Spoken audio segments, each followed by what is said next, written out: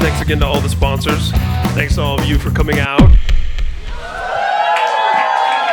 My name is Ryan Downey. Welcome back, hopefully, to the Am I Conversation series. How is everyone? Yeah. Well, it shouldn't be a big surprise that we have tonight because there's their picture right there. How many people here have been to one of these before? Woo, a few of you. And how many of you haven't been to one of these? Wow, most of you. Awesome. Well, we've been doing these for, I don't know, about a year and a half. We've had Black Veil Bride, Sleeping with Sirens, Good Charlotte, Panic at the Disco, a lot of awesome bands, and we're continuing that tradition tonight with a couple of the dudes from Sum 41. Come on out, guys.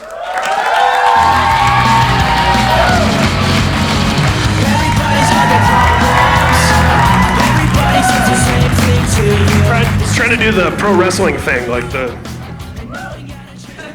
Have a seat. Hello. Welcome to the Musicians Institute, fellas. Thanks for having us. I got to say something right off the bat, which is that thank you on behalf of everyone at Alternative Press for choosing our award show last year to make your triumphant return to the world. Well, thanks for having us. It was fun. Pretty awesome. If you get a chance to check it out online, if you didn't see it, they were at the APMAs last year performing with a gentleman named DMC.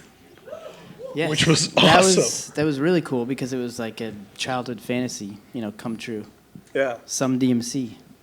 And what was the process for how that came together? Like, what first conversation happened that was like you guys and DMC?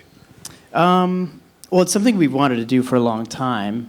And when this opportunity came up last year and it was to perform with somebody, he was just kind of like the first person we thought of since we wanted to do it in the past. So it was kind of a no-brainer. We didn't think he was going to say yes, and we didn't actually hear back from him for quite a while. So we assumed it wasn't happening. And then just out of the blue one day, we got a call that he was in.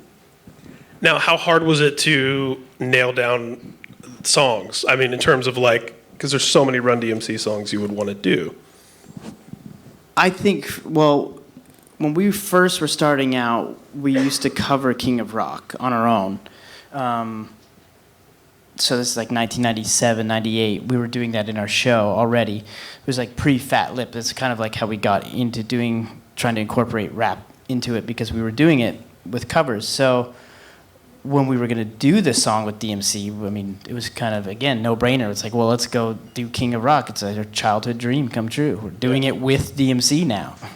He was the guy, because, we had so many people at the AP Awards, artists performing and attending and presenting, and yet DMC was the guy backstage where, every band person was, running up to get the photo. Yeah. It was crazy. Sound check, they're like, his flight's delayed, he's not going to come, so we're in the arena and, early in the morning, and we're running the set, and we get to that. We're tired and just we get to that part where he's supposed to come out, and he just appears. Well, we just started playing the part, not thinking anything he was going to be there at all, and out of nowhere, all he hears, "I'm the King of Rock!" And we're like, "Where is he?" And he came out, it was him. It's like an apparition, like a spirit just materializes. And speaking of tributes and bands we've all grown up on, a lifetime ago, I had an opportunity to work on the MTV Icon Metallica show, which you guys played and destroyed. And I realize it's kind of damning you with faint praise because, to be honest, as a lifelong Metallica fan, that lineup left something to be desired. And you guys were the band that was stole the show, where it was you actually were good at playing a Metallica medley. And you could see the dudes in the band were stoked from the audience, too. We were definitely nervous, and it was kind of early in our career too. I don't know. I remember it really well, and it was really fun. I never really knew if we did a good job or not. We just kind of went out and did it. And we're like, literally, I wouldn't bring it up if it, you know what I mean, if it wasn't the case, because it was awesome, and it was a night filled with some questionable I don't know if this was a good idea. And then you guys came out, and I don't think people thought Sum 41 pop punk band Metallica, and then you guys came out and destroyed, and it was awesome. That's cool. Yeah, I actually I did a Throwback Thursday where I posted my laminate from the MTV Icon on Instagram recently, and Kirk Hammett just wrote, "No comment." underneath. So yeah. So you guys definitely saved the day, so to speak. And that's something we like to talk about a lot at these MI Conversation series. Our influences and getting started, and all of us being fans from the jump ourselves before you guys ended up doing what you're doing for a living. So I'm really curious to hear from both of you. What was some of the first music you were exposed to? What records did you hear around the house? Did you have family members who were musically inclined? What sort of gave you that first bug to want to pick up something and play? My parents were in a band together, and my dad had a really big record collection. So I just really listened to everything that he had in his collection. But the thing that really stuck, my dad took me to my first concert in an arena when I was 5, and it was Ozzy on the Bark at the Moon tour and Motley Crue on Shout at the Devil. And that was it. I was done. Motley came out, and the production and seeing Tommy Lee and all that was like, yep, I'm in. So that was, yeah. Was that Jakey Lee playing guitar for Ozzy at Yep. that time? Yeah, wow. And the drummer then was, It was Carmine? Tommy Aldridge, who I took Tommy a Aldridge. master class with when I was 7 or something like that. Wow. Yeah. What a lineup to see. What a show. Those two bands together. Yeah, it was amazing. Amazing. That was your first concert? First concert. It's a pretty good one. How about you? My first concert was the Monkees. Nice. But yeah, no, I mean, music growing up for me, A little bit of that Davy Jones babyface thing going on. It's cool. Monkeys I are think cool. it's usually Mickey Dolenz I get. Nicky Dolenz.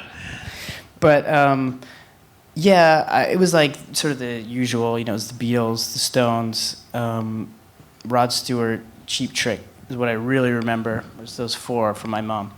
And then when I got into my own music for the first time, it was Guns N' Roses and then Nirvana.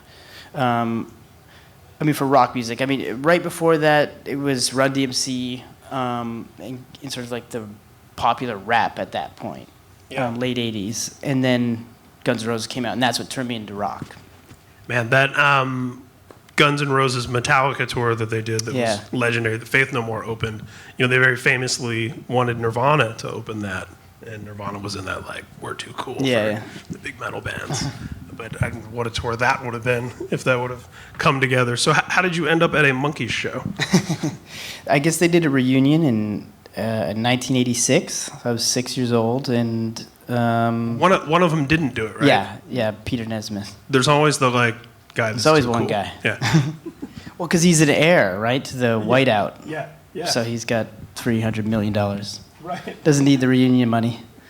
But yeah, so I went to that. I don't know, I was in Toronto, some outdoor festival thing. They came by, so and I was a fan at the time. The show was big.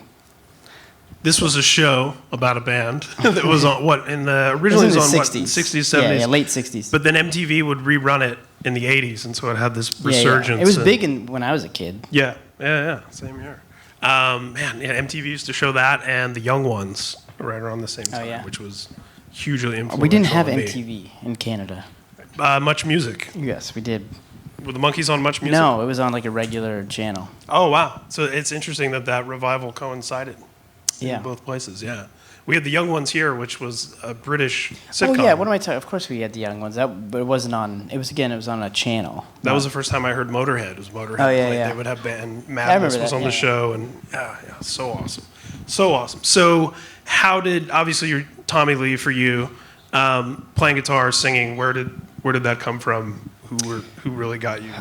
All I wanted to do was play guitar really at the beginning and write songs. I didn't want to sing, and so when the first few bands I was in, and even in Sum 41, I wasn't the singer. We had somebody else, and then it usually ended up I would become the singer because when you're that young, people are coming in and out of your band, and I would end up singing until we get a new guy. And since I was writing the songs, after a while, I just ended up being the singer, I guess. Yeah, you know what I found as a journalist that's not an uncommon story. There's a lot of bands where someone started out playing guitar or drums even and ended up kind of singing by default and then just became the singer. We had Motionless in White here, and Chris, who sings for Motionless, didn't start out to be the singer in that band, and that just sort of happened. And so it's more common than you might think. It I'd happens. assume so. Yeah. So Tell me about getting together and sort of not so much all the different people that came in and out early on, but ones that started to really crystallize as what would become Sum 41. What were those days like? What were songs you were trying to figure out together, and covers and stuff like that? In the very early days, it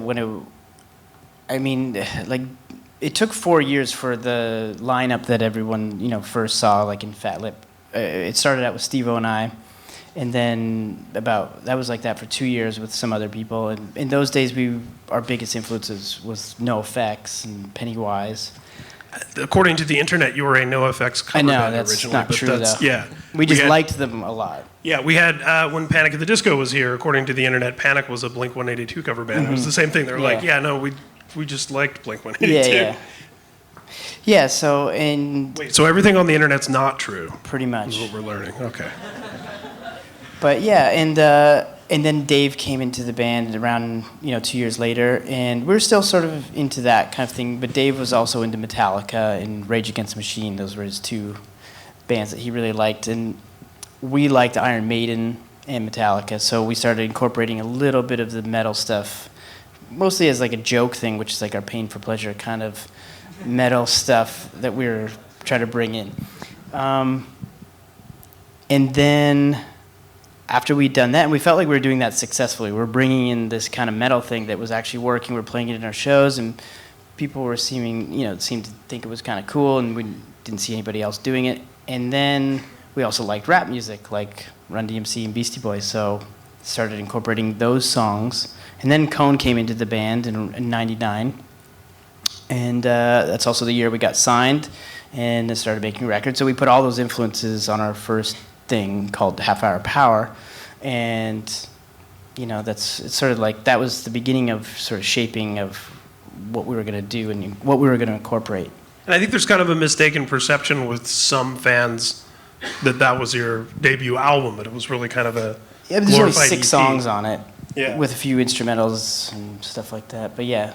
Yeah, Fall Out Boy has a similar story where it's like there's a record floating around that they don't really consider to be the first record. Yeah. It's kind of a glorified. It was like EP the or first whatever. project Yeah. for us, really. So First what- time in a real studio, first time trying to figure out what the sound was going to be. And Yeah.